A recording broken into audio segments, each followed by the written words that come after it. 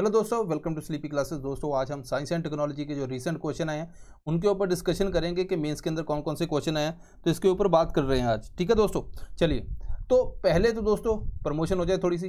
दोस्तों जैसा कि आपको पता है कि हमारे बहुत से कोर्सेज चलते हैं, तो यहाँ पे ऑफलाइन बैच है जिसके अंदर सब कुछ डिटेल में डिस्कस हो रहा है सब्जेक्ट वाइज। इसके अलावा दोस्तों यहाँ पे ऑनलाइन क्लास लाइव आप वो भी ज्वाइन कर सकते हो अगर यहाँ पे नहीं आ सकते। रिकॉर्डेड लेक्चर भी है, तो यहाँ पे मान लीजिए आपको साइंस एंड टेक्नोलॉजी एक सब्जेक्ट भी आप चूज कर सकते हो, जो भी आपने देखना है वो पर्टिकुलर सब्जेक्ट भी आप ले सकते हो। उसके अलावा दोस्तों मेंटोरशिप प्रोग्राम है। बहुत से बच्चे होते हैं कहते हैं कि हमारे पास मटेरियल है, सब कुछ है, लेकिन हमें कुछ एक डायरेक्शन चाहिए, तो उनके लिए ये प्रोग्राम है। यहाँ पे आप इसको भी देख सकते हो। इसके अलावा अगर टेस्ट सीरीज साथ में लेनी है तो वो भी आप ले सकते हो। तो जो भी करना है दोस्तों वो आपकी डिसीजन होना चाहिए, मेरे से इन्फ्लुएंस मत होना। बट हाँ, अगर आपको लगता है इवेलुएट करो तो वो लो। ठीक है दोस्तों, चलिए अब बात करते हैं पहले क्वेश्चन की। तो जेम्स वेब स्पेस टेलीस्कोप बहुत ज़्यादा न्यूज़ में थी, हमने कवर भी की। कहाँ से कवर की, कहाँ क्या करवाया, मैं बताऊंगा सब कुछ। बट अब यहाँ पे न्यूज़ में है तो इसके ऊपर क्वेश्चन आया। नॉर्मली हम देखते हैं यूपीएससी हेल्थ से रिलेटेड या कुछ ऐसे क्वेश्चन पूछता है जो नॉर्मल होते हैं, बहुत ज़्यादा मतलब उनके अंदर वो स्पेसिफिक एक चीज़ के बारे में नहीं पूछते। लेकिन यहाँ पे पूछा गया है तो इसका आंसर भी देना है। यूनिक फीचर पूछा गया है, क्या क्या है इसके एज कम्पेयर अगर हम प्रीवियस जो स्पेस टेलीस्कोप की बात करते हैं, जहाँ पे हबल स्पेस की बात करते हैं, की गोल क्या है और ह्यूमन रेस के लिए कैसे ये बेनिफिट है। अगर आप देखोगे कोई भी मिशन है जो छोड़ा जाता है आसमान के अंदर, वहाँ पे यूपीएससी अगर क्वेश्चन पूछती है तो वहाँ पे एंगल एक डाल देती है कि हमारे लिए क्या बेनिफिट है, इसके ऊपर डिस्कशन करो। तो ये सारी डिस्कशन करेंगे आज। तो यहाँ पे अगर आप देखोगे तो दोस्तों ये है वीकली करंट अफेयर, जो हमारा एक और प्रोग्राम है जिसके अंदर हम वीकली करंट अफेयर्स डिस्कस करते हैं सब्जेक्ट वाइज। हर एक सब्जेक्ट के अलग अलग टीचर है जो पढ़ाते हैं, वही डिस्कस करते हैं। तो यहाँ पे जेम्स वेब स्पेस टेलीस्कोप को 06 अगस्त के अंदर हमने डिस्कस किया था अभी रिसेंटली। बट क्या जेम्स वेब को डिस्कस करना इससे हमारा आंसर निकलता था? आंसर में क्वेश्चन में देखते हैं क्या पूछा गया। एक तो हबल से कंपैरिजन हमने जो प्रीवियस स्पेस टेलीस्कोप जिसकी बात करते हैं हम उसके साथ करना है, गोल की बात करनी है, ह्यूमन रेस की बात करनी है। 3 मेजर मुद्दे हैं इसके अंदर। अगर आप देखोगे यहाँ से हमने कंपैरिजन किया था, ये भी उसी वीडियो के अंदर हमने डिस्कस किया था। गोल क्या है उसको भी हमने डिस्कस किया था और थोड़ी सी ह्यूमन रेस की भी बात की थी। बट एट द एंड क्या है कि हर एक कुछ हम नहीं करवा सकते, जो हमने करवाया वही एग्जैक्टली आ जाए, फिर तो वो ये बीए का एग्ज़ाम हो गया है ना, ऐसा नहीं है। ग्रेजुएशन का एग्ज़ाम तो है नहीं। तो यहाँ पे आपको देखना है कि ऑलमोस्ट आंसर सेम रहता है अगर जब स्पेस मिशन की बात करते हैं, ह्यूमन रेस के लिए क्या हो सकता है क्या नहीं। तो ये सारी बातें हम यहाँ पे डिस्कस करेंगे। लेकिन अब इस कंसेप्ट को अंडरस्टैंड करना इतना ईजी नहीं है क्योंकि थोड़ा सा टेक्निकल क्वेश्चन है। तो पहले थोड़ी सी यहाँ पे बात करते हैं दोस्तों इस चीज़ की। दोस्तों आपने रेड शिफ्ट का नाम सुना होगा। रेड शिफ्ट होता है कि जैसे मान लीजिए कोई भी, अगर मैं बात करूँ, कोई भी व्हीकल है, लेट से कोई एम्बुलेंस की वैन है, वो हमारी तरफ आ रही है, तो हमें क्या देता है, साउंड ऊंची सुनाई देती है, हमें लगता है कि यार हमारी तरफ आ रही है। ठीक है जी। अब यहाँ पे वो तो साउंड का हो गया, लेकिन आसमान के अंदर कोई गैलेक्सी हमारी तरफ आ रही है, दूर जा रही है, वहाँ पे साउंड से कैसे मेजर करेंगे? वैक्यूम के अंदर तो ट्रैवल नहीं करती। तो वहाँ पे लाइट का कंसेप्ट यूज़ किया गया। ये बोलते हैं कि मान लीजिए अगर मैं बोलूँ कोई एक स्टेशनरी ऑब्जेक्ट है तो वहाँ पे उसकी वेवलेंथ इस तरह मूव करेगी। ये डिस्टेंस जो है इसको हम वेवलेंथ मानते हैं, तो बराबर है। ठीक है। अगर यहाँ पे आप कंप्रेशन और उसको देखोगे, लेकिन इसके ऊपर मैं नहीं जाऊँगा, हाँ डिटेल में हम बेसिक के अंदर पढ़ते हैं, बट इसको छोड़ दो, अब यहाँ पे इतना समझो। तो ये वेवलेंथ है। अगर कोई व्हीकल हमारी तरफ आ रहा है तो ये वाली जो वेवलेंथ है ये इंक्रीज हो जाती है, ये इंक्रीज हो जाती, और यहाँ पे वेवलेंथ जो है डिक्रीज हो जाती है। अगर मान लीजिए यहाँ पे कोई पर्सन खड़ा है, उसकी तरफ कोई चीज़ आ रही है, इट मीन्स यहाँ पे वेवलेंथ जो है वो डिक्रीज हुई होगी। अगर हम यहाँ पे कलर वेवलेंथ देखें तो वेवलेंथ एक ब्लू को पकड़ो, दूसरा रेड को पकड़ो, तो ब्लू की वेवलेंथ लो है as compare to red. So it means कोई ऑब्जेक्ट जब हमारी तरफ आ रहा है उसको हम, तो यहाँ पे वेवलेंथ कम हो रही है, तो मतलब इस साइड जा रहा है, इसको बोलते हैं ब्लू शिफ्ट, इसको बोलते हैं ब्लू शिफ्ट। अगर कोई ऑब्जेक्ट दूर जा रहा है हमसे, मान लीजिए कोई गैलेक्सी हमसे दूर जा रही है, तो वो लॉन्गर वेवलेंथ की तरफ जाएगी। मान लीजिए आप यहाँ पे खड़े हो, तो आप कोई ऑब्जेक्ट आपसे दूर जा रहा है, तो इट मीन्स कि जो वेवलेंथ है ये इंक्रीज हो जाएगी, तो ये होगी रेड शिफ्ट, इसको बोलते हैं रेड शिफ्ट। सो अगर कोई गैलेक्सी हमसे दूर जा रही है उसको बोलते हैं रेड शिफ्ट, अगर हमारे पास आ रही है तो उसको बोलते हैं ब्लू शिफ्ट। अब दुनिया के अंदर गैलेक्सी धीरे धीरे दूर जा रही है ना, बहुत सी मतलब ऐसी चीज़ें, स्टार हैं कुछ जो हमसे दूर मूव कर रहे हैं, उनको हम कैसे मेजर करें? ठीक है। अब यहाँ पे एक और कंसेप्ट लेते हैं। सो इट मीन्स कि जैसे जैसे जो लाइट ट्रेवल कर रही है, कोई स्टार है, कोई गैलेक्सी हमसे दूर जा रहा है, तो अगर आप देखोगे वो अल्ट्रावायलेट से ऑप्टिकल और उससे इंफ्रारेड इस तरफ शिफ्ट कर रहा है। यहाँ पे अगर आप देखोगे वेवलेंथ जो है इंक्रीज कर रही है, इस साइड को इंक्रीज कर रही है, मतलब अगर हमसे कोई दूर जा रहा है, मैंने बोला वेवलेंथ इंक्रीज करती है, तो यहाँ पे वेवलेंथ इंक्रीज कर रही है। अब हबल स्पेस की बात करते तो वो अल्ट्रावायलेट ऑप्टिकल के ऊपर ज़्यादा फोकस करता था, ठीक है, तो ये मेज़र करता था। लेकिन अब कोई चीज़ें हमसे दूर जा रही है तो हमें उसको भी मेज़र करना है, तो इसलिए इंफ्रारेड वाली कोई हमें टेलीस्कोप चाहिए, है ना। हालांकि अपना हबल भी थोड़ा बहुत इंफ्रारेड यूज़ करता था, बट इतना ज़्यादा नहीं, तो इसीलिए हम जेम्स वेब की बात करते हैं। इसके अंदर हमने इंफ्रारेड से हम क्या है, बहुत सी जो हम बोलते हैं कि बिल्कुल जो न्यू बॉर्न जिसको बोलते हैं वो गैलेक्सी भी हम ढूंढ पाते हैं। अब अगर हम ये देखें कि हमें विजिबल कैसे होता है, कोई भी लाइट है हमारी आंखों में पड़ती है तो हमें कोई चीज़ दिखाई देती है, मतलब अभी सनलाइट आपकी आंखों में पड़ रही है तो ऑलमोस्ट 8 मिनट हो गए वो वहाँ से सन से ट्रेवल करके हमारे पास आई। इट मीन्स कि जो भी हम देख रहे हैं वो हम पास्ट में, हम हमेशा पास्ट में जीते हैं।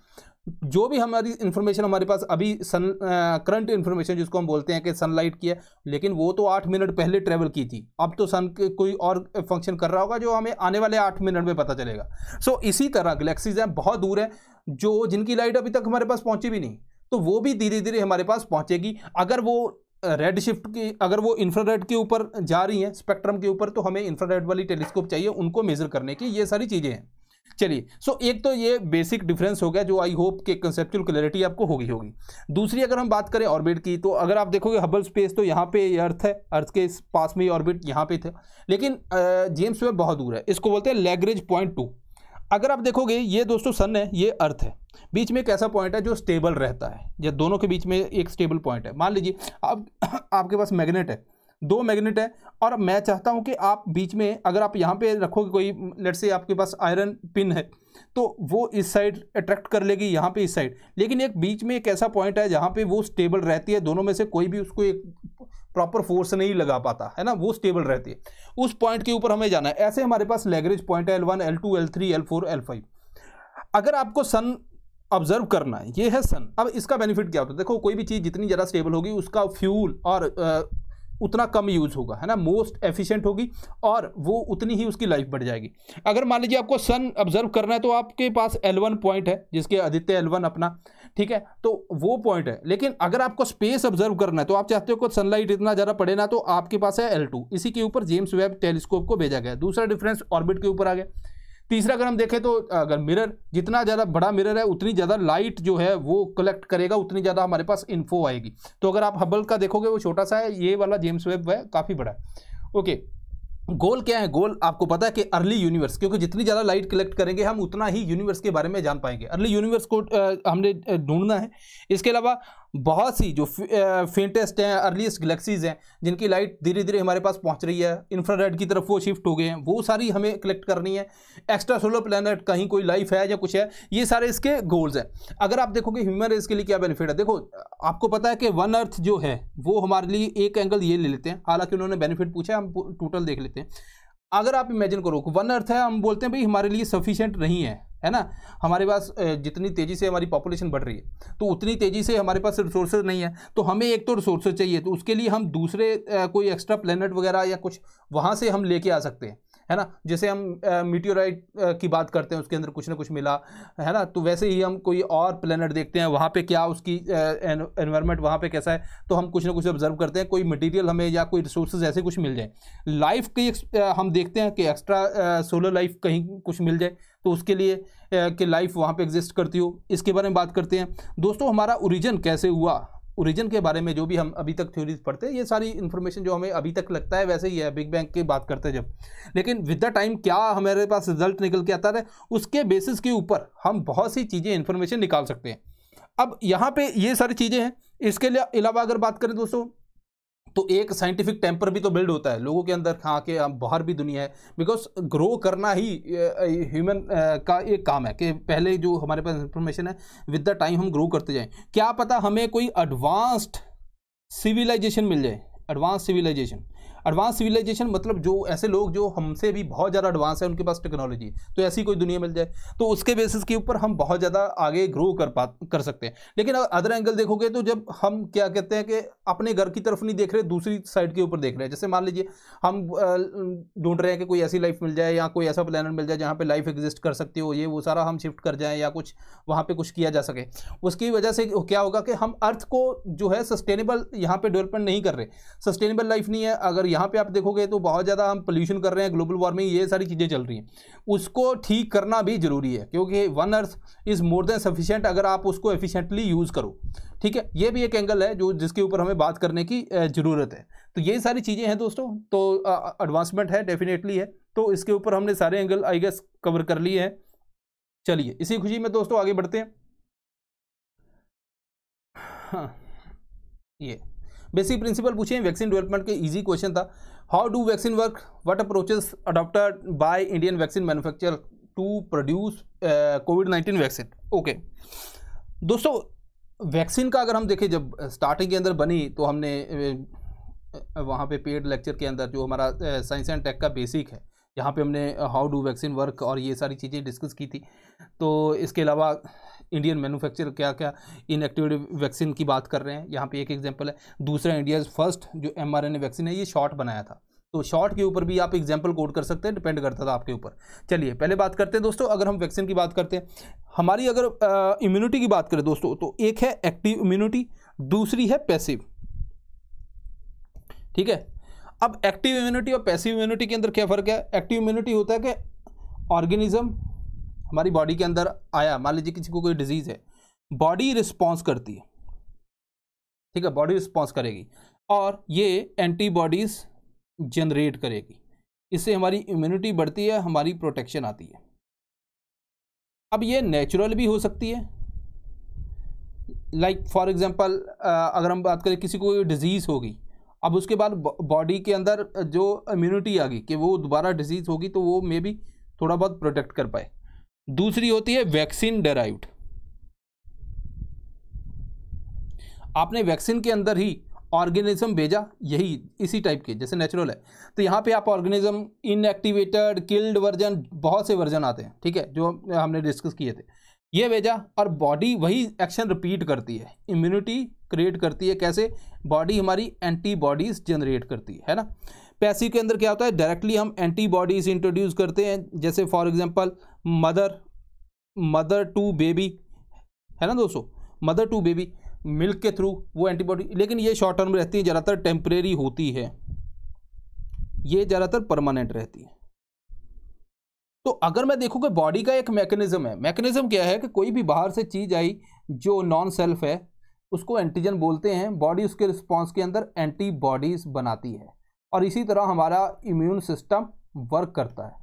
इसी को मिमिक करने के लिए, इसी का जो बेसिक प्रिंसिपल है कि मिमिक करते हैं हम इसी को जब वैक्सीन डेवलपमेंट बनाते हैं, वैक्सीन डेवलपमेंट करते हैं।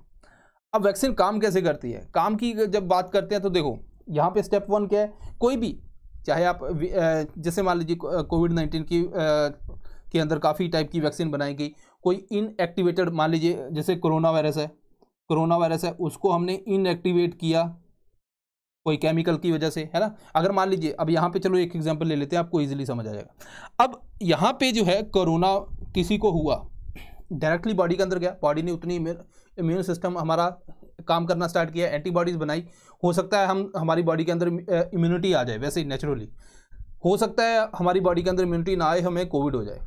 अब वहाँ पे कोविड हमारा ठीक हुआ, तो हमारे बाद क्या हुआ कि इम्यूनिटी जनरेट करने के लिए वैक्सीन लगाई। वैक्सीन के अंदर मान लीजिए मैंने इस कोरोना वायरस को ही वीक कर दिया, ठीक है, वीक करके हमारी बॉडी के अंदर डाला गया, क्योंकि अगर पहले जैसे वैसे है बिना वीक किए तो वो तो हो सकता है हमें कोविड कर दे, लेकिन थोड़ा सा वीक कर दिया गया। बॉडी के लिए क्या ये एंटीजन ही है, तो बॉडी इसके खिलाफ क्या बनाएगी? एंटीबॉडीज़ बनाएगी, हमारा इम्यूनिटी स्ट्रांग हो जाएगी, ऐसा हम मानते हैं। हालांकि वैक्सीन के अलग अलग बहुत से डिफरेंट टाइप हैं जिससे ये बनती है, ठीक है जी, जैसे लाइव एटीन्यूटेड है, वीकेंड है, इनएक्टिवेटेड है। इसके अलावा हम बात करें सब यूनिट वैक्सीन है, mRNA DNA आ जाता है। इसके अलावा वेक्टर बेस्ड वैक्सीन है, तो अलग अलग जो प्रोसीजर है वो यूज़ किए जाते हैं। चलिए अब यहाँ पे बॉडी क्या हुआ, अब वीकेंड या फिर डेड बैक्टीरिया या फिर कुछ भी हमने इंट्रोड्यूस किया बॉडी के अंदर, तो बॉडी के हमारे वाइट ब्लड सेल क्या करते हैं, वो ट्रिगर करते हैं एंटीबॉडीज़, है ना, बनाने के लिए। उसके बाद पेशेंट जो है जब दोबारा वही मान लीजिए अब एंटीबॉडीज बॉडी ने बना दी, अब उसके बाद वैसा ही वो डिजीज़ होगी पर्सन को, तो वो एंटीजन और पहले जो हमने वैक्सीन के अंदर भेजा था ऑलमोस्ट सेम है, हालांकि वो वीकेंड था, लेकिन ये भी थोड़ा बहुत डिफरेंस हो सकता है। अब ये आ गया तो बॉडी ने उसको एंटीजन रिकॉग्नाइज किया और बॉडी ने बोला भाई इसके खिलाफ तो हमारे पास एंटीबॉडीज ऑलरेडी है, तो बॉडी ने उसको काउंटर किया और इसी तरह हम थोड़ा सा बच जाते हैं। हालांकि हो सकता है कि वैक्सीन के बाद भी डिजीज़ हो जाए, लेकिन उस सिवियरिटी जो है वो कम हो जाती है। ठीक है जी, इस तरह ये काम करती है। अब इंडियन, अब थर्ड पार्ट जो पूछा गया है वो पूछा गया दोस्तों, what approaches adopted by Indian vaccine manufacturers. Vaccine manufacturers की बात जब दोस्तों हम करते हैं तो यहाँ पे एक तो अपना कोवैक्सीन आता है भारत बायोटेक, तो ये हमने पेड कोर्स के अंदर कवर किया था। इन्होंने इनएक्टिवेटेड वैक्सीन पूछी, तो इनएक्टिवेट हमने यहाँ पे क्या किया, कोरोना को इनएक्टिवेट किया with the help of chemical और बॉडी के अंदर इंट्रोड्यूस कर दिया। बॉडी अब इम्यूनिटी बनाएगी, ठीक है। हालांकि ये इम्यूनिटी इतनी ज़्यादा स्ट्रांग नहीं होगी क्योंकि ये वायरस जो है उतना एक्टिवेटेड नहीं है जितना पहले था, ठीक है। लेकिन हाँ, अगर बहुत से मान लीजिए अब ये बहुत ही वीकेंड है या इनएक्टिवेटेड है, तो इनएक्टिवेट जो है ये इतना ज़्यादा तो बॉडी के अंदर घूमेगा नहीं, फैलेगा नहीं, जिसकी वजह से होता है कि मान लीजिए कोई पर्सन है जिसको कोई पहले ही से ही डिजीज़ है, उसकी बॉडी के ऊपर इतना ज़्यादा इम्पैक्ट नहीं पड़ता, तो उसको इतना ज़्यादा नुकसान नहीं होता। लेकिन हाँ, ये इम्यूनिटी भी इतना ज़्यादा स्ट्रॉन्ग नहीं बनाता, ये भी एक फैक्ट है। दूसरा है दोस्तों, अगर हम बात करें कोविशील्ड की बात कर लेते हैं। हालांकि ऑक्सफोर्ड यूनिवर्सिटी ने बनाई और I guess Serum Institute of India इसको मैन्युफैक्चर कर रहा है। तो इसके इन्होंने क्या किया, इन्होंने एक अडीनो वायरस लिया कॉमन कोल्ड के लिए, तो यहाँ पे इन्होंने क्या किया, उसके अंदर एक जीन सेक्शन डाल दिया। अब ये वायरस अपनी बॉडी के अंदर जाएगा, लेकिन ये इतना हार्मफुल हमारे लिए है नहीं वायरस, तो ये वायरस अपनी बॉडी के अंदर जाएगा, रेप्लिकेट करेगा, उसी के हिसाब से ये क्या करेगा, क्योंकि इसके अंदर जो कोरोना का जो सेक्शन है, जो स्पाइक प्रोटीन है, अगर आप बात करें कोरोना वायरस की, तो ये हम क्या बोलते हैं इसको, स्पाइक प्रोटीन है ना। वैसी ही कुछ चीज़ें जाके बॉडी के अंदर बनाता है। अब ये स्पाइक प्रोटीन बॉडी के लिए क्या है, एंटीजन है, तो बॉडी उसके खिलाफ एंटीबॉडीज बनाती है। तो इन्होंने वेक्टर बेस्ड वैक्सीन का यूज़ किया।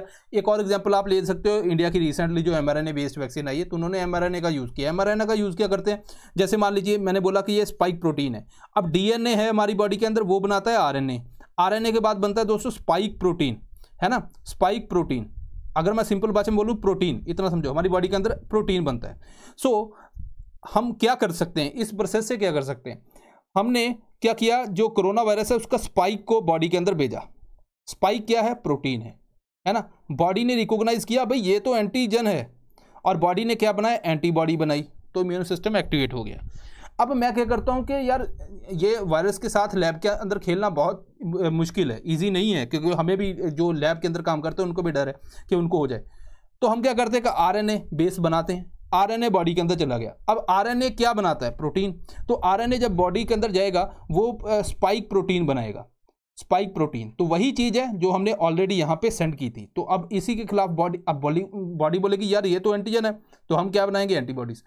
आपके मन में क्वेश्चन है कि RNA फिर क्यों बनाया, देखो इसको बनाना थोड़ा इजी है, रेप्लिकेट करना इजी है, एक कंट्री से दूसरी कंट्री, हमारे पास बेसिस के जो कोड है वो इजीली आ जाते हैं, तो इसीलिए थोड़ा सा इसको, हालांकि इसका नेगेटिव है, बहुत लो टेम्परेचर के ऊपर रखना पड़ता है, लेकिन इंडिया वाला जो आई गेस 1 से 2 डिग्री 2-3 डिग्री के ऊपर हम रख सकते हैं, जो नॉर्मल वैक्सीन को रखते हैं, तो वो हिसाब ठीक है। लेकिन अगर नॉर्मली देखें तो, क्योंकि अगर आप सीधा वायरस को वीक करके बॉडी के अंदर डालोगे तो वो थोड़ा सा खतरों का खेल है, तो इसीलिए ये सारे मेथड है जो इंडियन मैन्युफैक्चरर ने यूज़ किए हैं।